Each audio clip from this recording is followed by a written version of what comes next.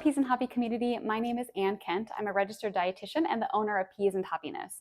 I've had several questions about rice, how to cook rice, how to make it not be sticky, not too gummy, but also to get it cooked all the way. And so I have come up with 7 different tips to help you create the perfect rice. No Instapot, no rice cooker required. We're going to go over 2 types of rice today. I have brown rice here, and then I have white rice. This is a long grain white rice. So there are a lot of different types of rices out there. These are the 2 of the most common that we see. So brown rice means that it is a whole grain. It literally has the outer hull, the outer shell of the kernel still on it. And so that's what determines whether that it's a whole grain. White rice, on the other hand, is actually brown rice that has had the outer hull removed. That means that there is kind of a layer of starch on white rice. So especially if you have ever had any trouble getting your white rice to be not so sticky or clumpy, it's probably because of that starch that's on it that's left after milling. Which brings me to my first tip, which is to rinse your rice. White rice, you're going to want to use quite a bit of water. So I like to start with a pot that I'm using, and I will just put the rice directly in there. And then you'll want to fill this with water. So you're going to want to fill it with quite a bit of water here, so that you can sort of use your hand and you'll just stir that rice around. And you can see that it literally starts to kind of get this like cloudy appearance to the water, and that is the starch that you're literally rinsing off. So after that, you're going to pour it through a mesh strainer. This is the best thing to use. You can use a colander, but oftentimes the colander holes are literally bigger than the rice kernels, so you're going to lose some rice. So you literally just pour that through there, and then you can return the rice back to the pot that you're going to be using it in.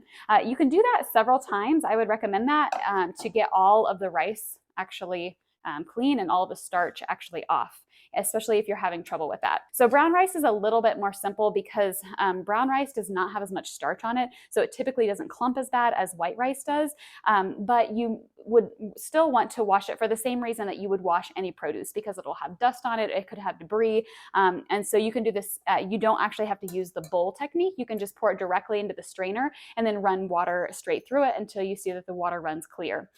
Full disclosure, I often skip this step and my rice still turns out okay, so you can play around with that. But if you are having trouble, I would add this step back in and see if that helps with any problems that you're having. Okay, tip number 2 is to use the correct ratio of water to rice. So I am using a traditional technique to cook rice. There are several other techniques that you can use. One is called the pasta technique, which is essentially cooking rice the same way you would cook pasta. So you bring water to a boil, you add your rice, and then you drain off any extra water after the rice is cooked to your consistency. The other type of method that you can use is called a pilaf style, and that is typically used with aromatic rices like jasmine or basmati, and we toast the rice before adding the water to it, and that just enhances the flavor a little bit. So that is a little pro tip. If you want to kind of play around with this, you can definitely do that if you're cooking jasmine or basmati rice. But the traditional way of cooking rice is to use the ideal ratio and then not change it at all and allow the rice to cook completely and absorb all of the water. So this is where the ratio becomes extremely important, because we're not draining any of the water. The rice is going to absorb all of it. So for white rice, I recommend to start with a ratio of 1 to 2. And this is for long grain white rice. This is going to be different if you're cooking with a specialty rice like arborio or even some of the jasmine rices. Sometimes you'll see different recommendations, but for just the plain old white rice, a ratio of 1 to 2 is where to start. For brown rice, I recommend to start with a ratio of 1 to 3. So that means for every 1 cup of rice, you're going to use 3 cups of water. You can adjust this. You can't adjust it for that recipe. You have to pick your ratio and then stick with your ratio for that whole recipe. But if your rice comes out too soft, the next time you make rice, decrease the amount of water you use by about 1/4 of a cup. If your rice is too tough or too chewy for your taste, then increase the water by about 1/4 of a cup. Do that each time you make your rice until you find your perfect rice ratio, and then stick with it. For example, I like to cook my brown rice with a little bit more water for a little bit longer, and that gives it a little bit softer texture and is not so chewy, but we still get the nice nutty flavor of the brown rice. Tip number 3 is to use a lid. And this has to do with the fact that we are getting the perfect ratio of water to rice. And so when you make your rice, you want it to stay in the pot. You do not want to have excessive evaporation. So you must use a saucepan or a pot with a lid in order for this to work. Tip number 4 is to use the right cooking temperature. And that means set the temperature to high and bring it to a boil as quickly as possible. As soon as the water starts boiling, turn the temperature all the way down to low and let it simmer for the rest of the time. Those two things are really important. So you don't want to slowly increase the temperature if you don't want to cook your rice on medium. You want to bring it to a boil as quickly as possible and then reduce that temperature all the way. If you cook it too slowly, if that comes up to temperature too slowly, that's also where you could get overcooked or mushy rice. Tip number 5 is to use the right amount of time. Again, this varies based on the type of rice you're using. So for white rice, you want that to cook for 15 to 18 minutes.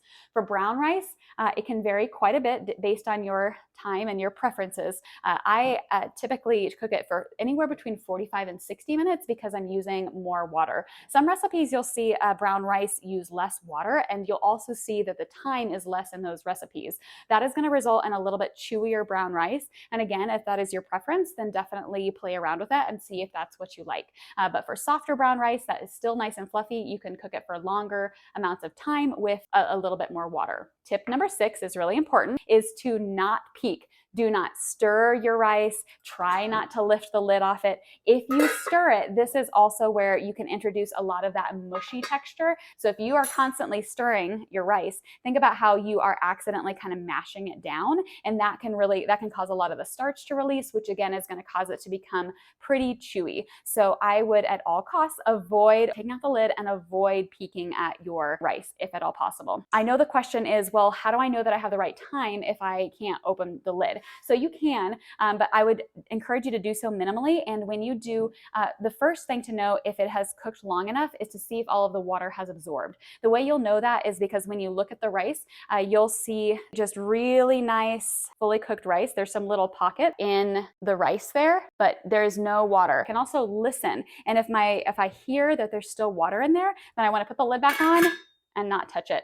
If you're really curious, you can take your spoon and gently stir it. And if you see any rice in the bottom, then again, put that lid back on and put it back on the stove. Okay, so I have been letting this sort of rest there on the stove, and that is tip number 7, to let your rice rest after it's done cooking. So I set the timer for 15 minutes. Now, ideally, I would let it rest for 5 to 10 minutes before I ever take the lid off and touch it. And that allows the extra steam to kind of finish steaming the rice, and it's going to become really nice and fluffy. Again, not sticky, but nice and fluffy that we want. So after it's rested, you'll like to take a fork and fluff the rice. This is different than simply stirring because we want to be really careful about, again, not smashing the rice kernels. That will cause mushiness. But a fork is really nice because you have prongs that you're not going to smush it down. So take the lid off, take your fork, and we're just going to kind of scoop it from the bottom and turn it over, and that will fluff your rice. And now you have perfectly fluffed, perfectly cooked rice. Okay, so let's just go over those top 7 tips again. Tip number 1, rinse your rice. In the white rice, you'll use a bowl with water in it, stir it around and strain it. For brown rice, you will strain it directly through the mesh strainer until the water runs clear. Tip number 2, get the right water ratio. For white rice, I recommend to start with a ratio of 1 to 2. For brown rice, I recommend to start with a ratio of 1 to 3. So 1 cup of rice to 3 cups of water for brown rice, 1 cup of rice to 2 cups of water for white rice. Tip number 3, cover your rice with a lid. Make sure to keep the water and the steam in the rice so that it can absorb everything. Tip number 3 is to use the right cooking temperature. So bring it to a boil over high heat and then reduce the heat and simmer. Tip number 5, use the right cooking time. For white rice, that's about 15 to 18 minutes. For brown rice, it's about 45 minutes to 60 minutes if you're using that higher amount of water. Tip number 6 is to not peek. Don't stir, don't lift the lid, leave the rice alone and let it cook for the entire time. Tip number 7 is to let your rice rest after it's done cooking and then use a fork to fluff it up once it's done. There you have it. You'll have perfectly cooked rice every time on the stovetop.